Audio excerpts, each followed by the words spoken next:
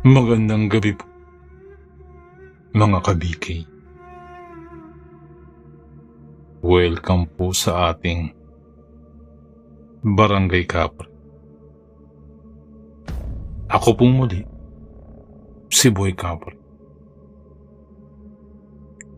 At isa na naman pong kwento na mula sa tunay na pangyayari ang ating ibabahagi. Simulan natin. Ilang dekada na ang nakalipas nang may maranasan akong maituturing ko na isang bangungot. Ako nga pala si Jose. Tubong Mindanao. At sa edad kong 37, kung marami sa inyong naniniwala sa aswang, pues, isa na ako sa mga naniniwala.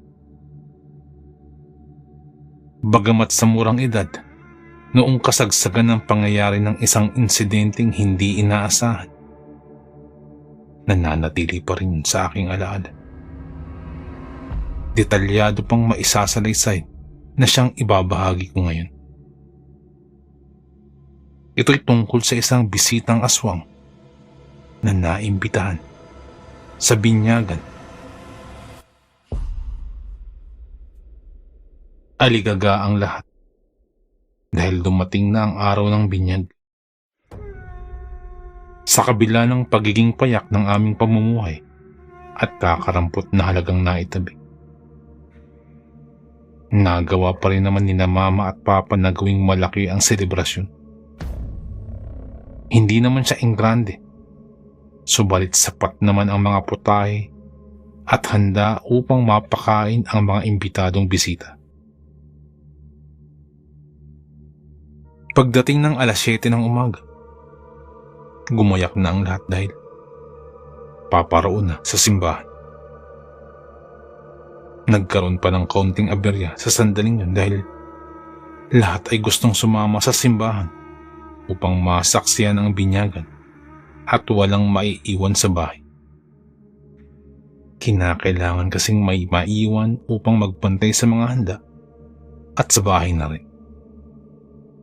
May mga alaga rin kasi kaming hayop katulad ng kambing, baka at mga manok na silang pangunahing punterya ng mga magdanakaw noong panahon na yun. Sa sandaling yun, may napadayong maglalako ng mais. Binata pa at halata namang disente dahil sa maayos na pananamit. Lumapit siya kay Papa upang magbenta ng paninda. Si Papa naman, ewan ko kung anong pumasok sa kanyang isipan at nakipagkasundo sa maglalako. Aniya, bibilhin niya lahat ng paninda kung papayag ang maglalako na maiwan sa bahay upang magbantay hanggang sa mga oras na makabalik kami galing simbahan. Pumayag naman ng walang pagdadalawang isip ang maglalako at nagpakilala pa bilang si Doming. Sa pagpayag niyang yun, hindi namin alam na may kung ano na palang binabalak. Makalipas ng ilang oras at sa wakas ay natapos na rin ang seremonyas ng binyag. Pagka-uwi namin sa bahay, agad na nagsipagkainan ang lahat kabilang na ron si Doming. Nagkantahan pang iilang bisita dahil sa nakahiram ng karaoke sa kabilang bahay. Naging masaya ang araw na yun. Bawat sulok ay may iba't ibang senaryong masasaksihan. Sa unahan ay may nagkakwentuhan ng mga matatanda. Sa kabila naman ay may naglalarong mga bata. Sa gawing kanan ay may nagiinumang katropa ni Papa. Sa gawing kaliwa naman ay mga bisitang abala sa pagkuha ng pagkain sa hapag. Ako naman na 10 taong gulang pa lamang nun. Abala naman sa pagkain. Katabi ko pa nga si Doming sa sandaling. At nung mga sandali ding yun, hindi ako mapalagay sa aking naaamoy. Napakasangsang talaga. At dahil wala akong kamuwangwang sa kung anong amoy yun, pigil na lamang ako sa aking paghinga. Hanggang sa nang hindi ko na nakayanan, ay lumipat na ako ng upuan. Nang bandang 1:00 ng hapon, dahan-dahan na nagsipaglarga ang ibang bisita. Kanya-kanya na sa pagpapaalam ang mga ninong at ninang ng kapatid ko. Meron pang nagsipagdatingan pa na inasikaso naman agad ni Papa. Pinagsilbihan at pinakain. Ang iba naman ay naaliw pa sa kwentuhan, inuman at kantahan. Kaya naman hindi sumagi sa isipan ang pag-uwi at nanatili pa. Si Doming naman ay nagpresentang tumulong sa pagliligpit at paglilinis.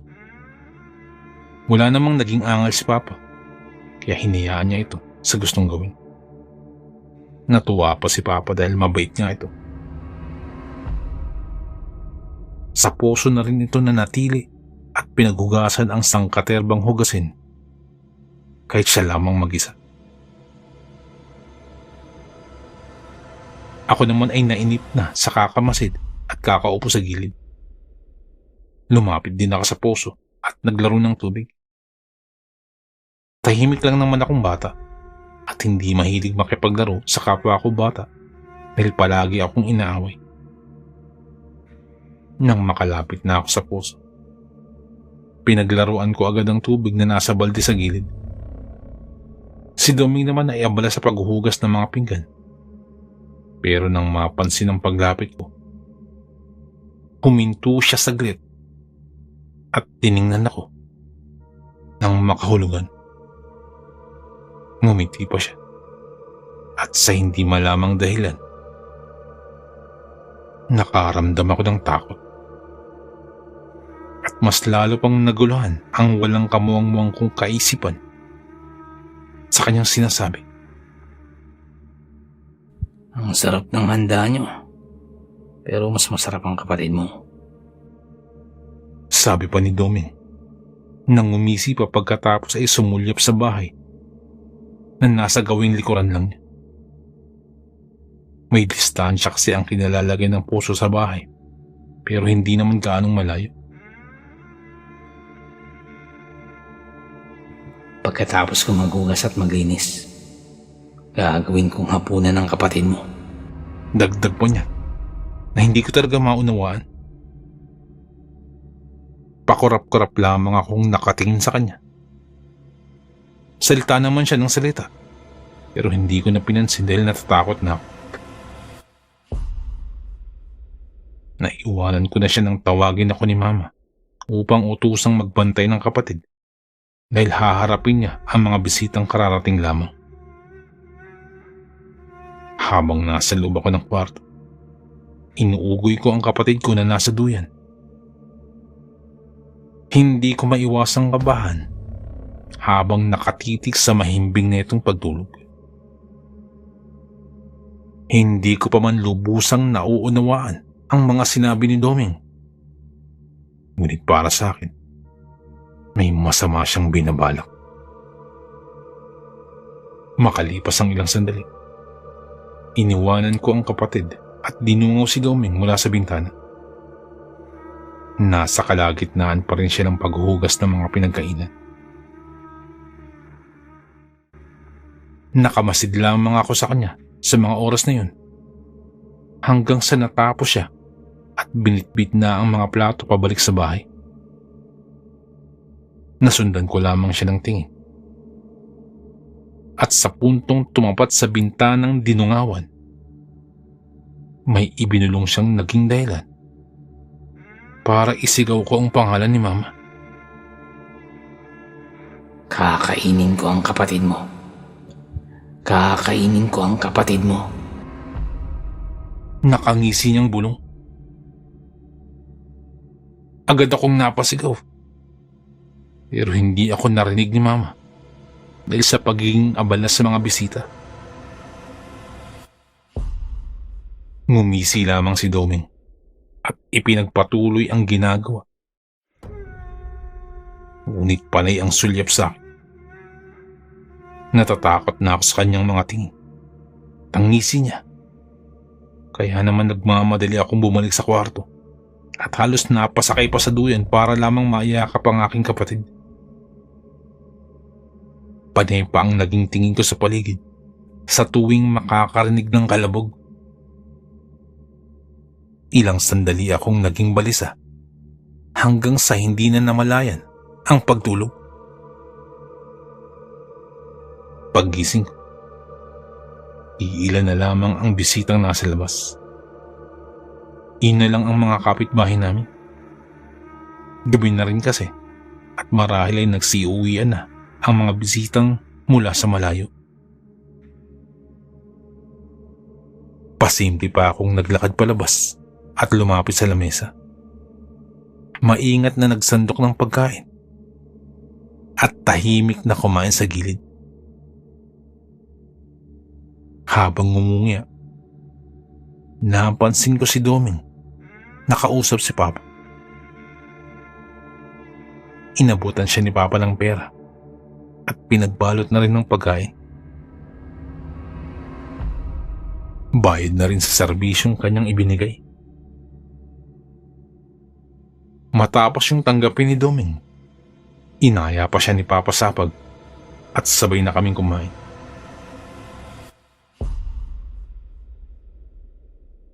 Nasa iisang mesa kami.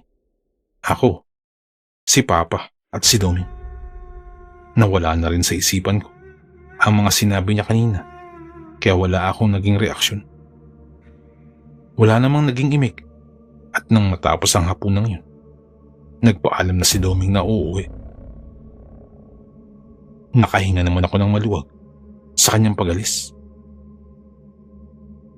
Sa pagsapit ng bandang 9:00 ng gabi, nagsiuwian na ang lahat ng bisita. Kami na lamang sa bahay. Si Mama at Papa ay nasa labas. Nililigpit ang iba pang gamit. Nasa salas naman ako, mag-isang naglalaro. Sa paglipas ng bawat minuto, may napansin ako na parang may umakyat sa bintana dun sa kwarto kung saan natutulog ang kapatid ko. Tiningnan ko yun, pero wala namang katao-tao. Maliban lamang sa 7 buwan na sanggol na kapatid ko na natutulog sa duyan. Bumalik ako sa paglalaro habang inaantay ang pagpasok ni na Mama at Papa na hindi pa tapos sa pagliligpit. Habang ipinagpatuloy ang paglalaro, natigilan ako sa muling pag-alingasaw ng hindi maintindihang amoy. Parang nasusunog na kable. Parang nasusunog na goma. Para ding nasusunog na buhok. Pero para ding amoy patay.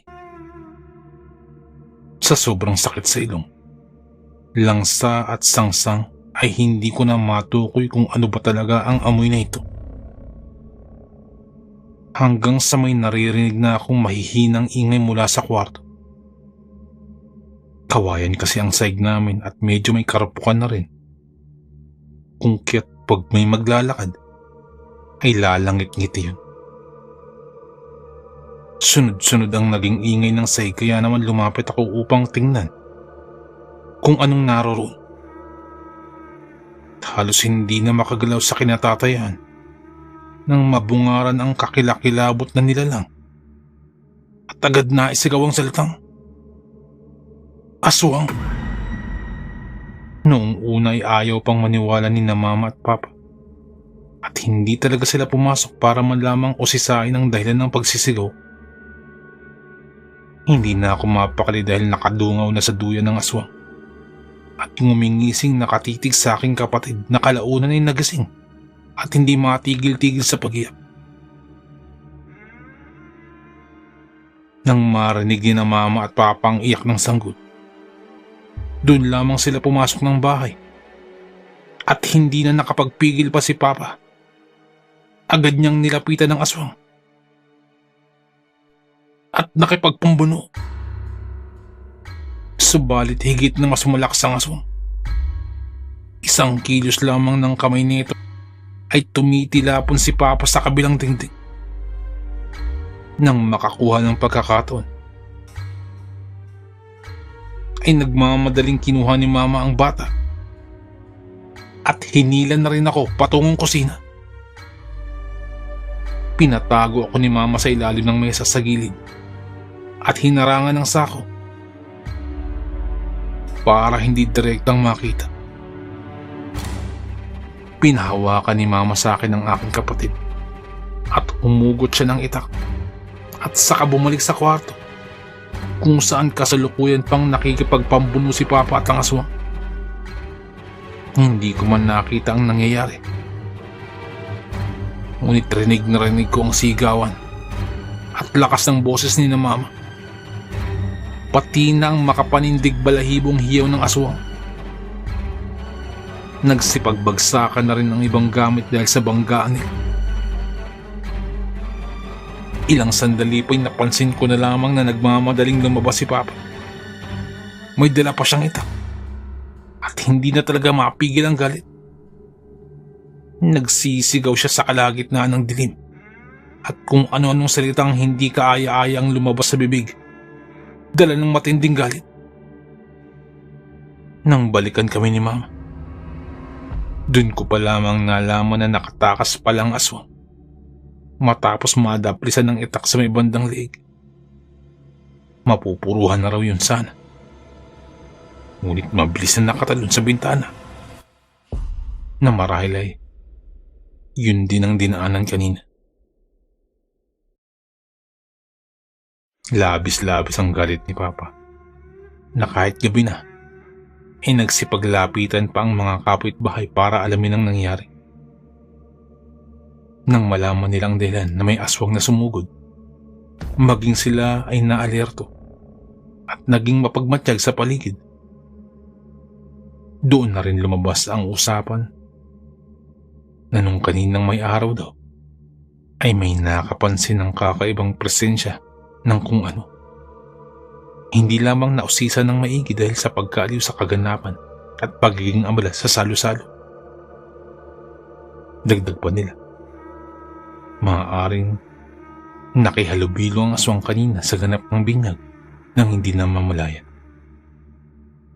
Doon ko pa lamang din naalala ang kilos at mga sinasabi ni Doming.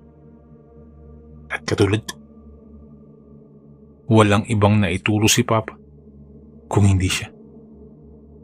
Si Doming lang. Siya lang naman ang tanging dayo ng mga sandaling yun.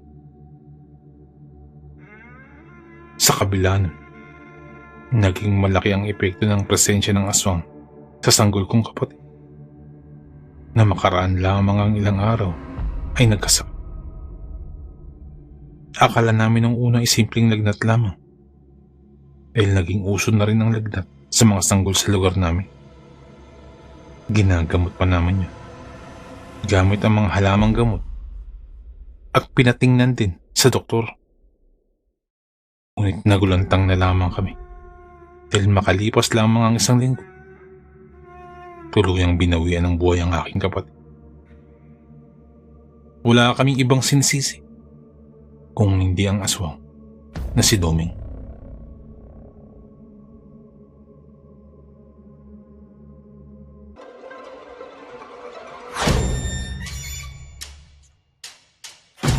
Nais ko lamang kong shout out si Ma'am Cecil Abanono, isa po nating silent listener. Ma'am, maraming salamat po sa pakikinig. Shoutout po sa inyo. Shoutout din po kay Sir Camelo Aroy. Sir, maraming salamat po. At kay Sir Adrian Ramos, Sir, shoutout po. Maraming salamat po sa pakikinig. Nais ko lamang pong i-shoutout ang Arnaiz family, Jan's family. Ang shoutout pong ito ay mula po kay Ma'am Elizabeth Arnaiz. Shoutout po sa inyo. Shoutout din po kay Sir Edwin Villena. Diyan po sa may Alabang Muntinlupa City. Shoutout po sa inyo. Shoutout din po kay Sir Julius Corpus at kay Sir Bong Layug ng Candelaria, Zambales. Shoutout po.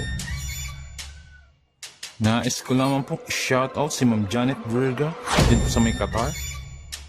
At shoutout din po kay Sir Alex of Southern Mindanao Creepy Experience.